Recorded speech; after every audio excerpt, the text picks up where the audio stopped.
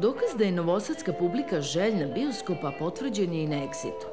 Cafe del Danube Stage, mesto na kojem se, kako kažu organizatori, moglo uživati u filmovima na velikom platnu i u najlepšem zalasku sunca na tvrđavi. Poslednje večeri festivala prikazan je film Editija Alekse Gajića, koji je nagrađen na festivalu Cinema City.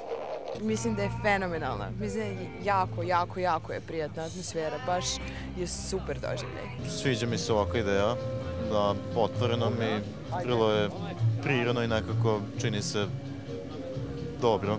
Ovaj bioskop posećuje sigurno publika koja uživa u filmovima i koja želi da vidi nešto drugačije, a ovi filmovi prosto su niskobudžetni i samim tim ljudi prosto nema velike potražnje za njima, tako da ovo je velika čast za te autore i mislim da je vrlo značajno za njih da budu prikazani na Exitu.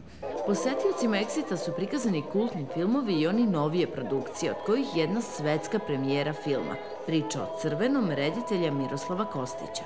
On ide sad na festivale.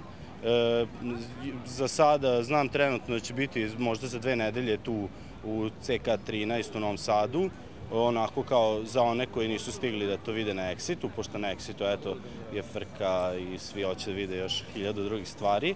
I za Video Medeju to je u decembru, to su onako neke 100% varijante. Ulaznica za gledanje filmova koji su prikazani